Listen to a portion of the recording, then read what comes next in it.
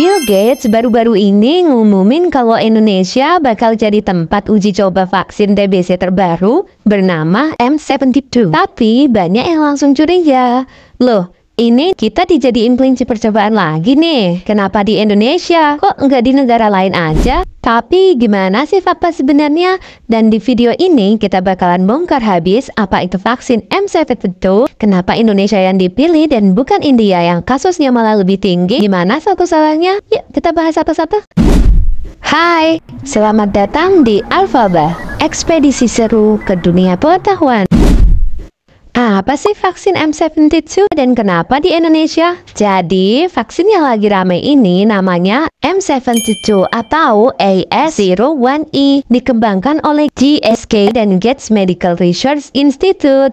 Tujuannya melawan tuberkulosis atau TBC, penyakit menular yang masih jadi pembunuh nomor 1 akibat infeksi di dunia. Menurut WHO tahun 2024, tiap tahun ada sekitar 1.092.000 kasus TBC dan 134.000 diantaranya meninggal. Nah, karena Indonesia termasuk negara dengan beban TBC tertinggi, maka Indonesia diajak ikut dalam uji klinis tahap 3 bareng beberapa negara lain seperti Afrika Selatan, Kenya, Zambia, dan Malawi.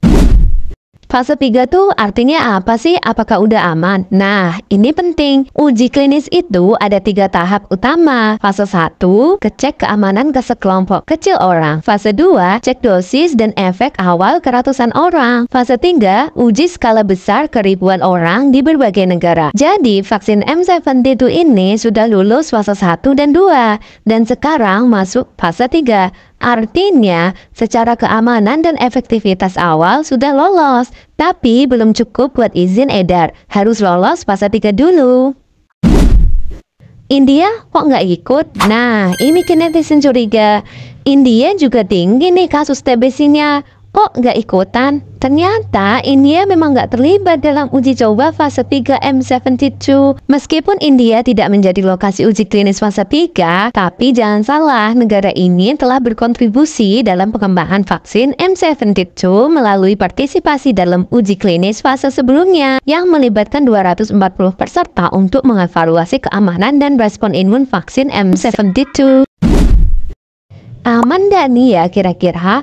Menurut Kemenkes, uji coba ini diawasi ketat oleh Komite Etik Nasional dan BPOM. Melibatkan 2.095 orang, semuanya dari kalangan remaja dan dewasa, yang udah terinfeksi TBC laten, alias mereka udah kena bakteri TBC, tapi belum muncul gejala dan belum menular kayak TBC aktif. Uji coba dilakukan dari September 2024 dan diperkirakan selesai tahun 2026 akhir.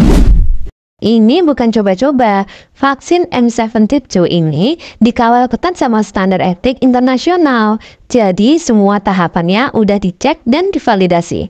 Terus buktinya apa? Nah, vaksin ini udah melewati uji klinis fase 2B, sudah diuji pada lebih dari 3.500 orang dewasa yang terinfeksi TB laten di Kenya, Afrika Selatan, dan Zambia. Hasilnya, efikasi 54% dalam mencegah TB aktif selama 3 tahun. Terus, status halalnya gimana? Ini dia yang banyak ditanyain. Halal nggak vaksin M72 ini? Jawabannya belum ada sertifikasi halal. Karena vaksin ini masih dalam fase uji coba, belum diajukan ke BPJPH atau MUI. Tapi Gates Foundation dan GSK menyatakan akan menyesuaikan komposisi vaksin jika dipasarkan di negara muslim. Tapi perlu diingat, Indonesia saat ini bukan konsumen, masih lokasi uji klinis. Jadi belum sampai ke tahap distribusi atau kewajiban vaksinasi.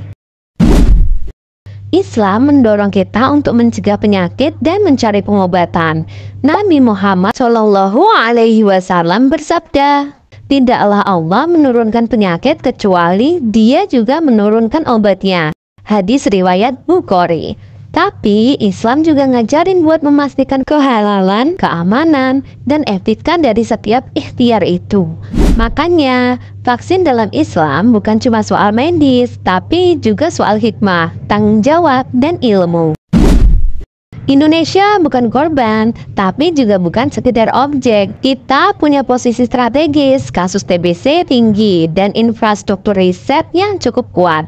Tapi kita berhak bertanya, berhak menuntut transparansi, dan berhak menilai apakah ini adil, aman, dan bermartabat. Kritis itu wajib, paranoid itu enggak perlu. Optimis boleh, tapi tetap waspada dan ilmiah. Di mana menurut kamu Sobat Afaba? Apakah ini kesempatan emas? Atau kita harus hati-hati banget? Tulis pendapatmu di kolom komentar ya. Jangan lupa like, komen, dan share ke temanmu dan subscribe buat ikut terus dalam ekspedisi kita. Sobat Afaba, tetap penasaran, tetap eksplorasi, dan tetap belajar. Sampai ketemu di ekspedisi kita berikutnya.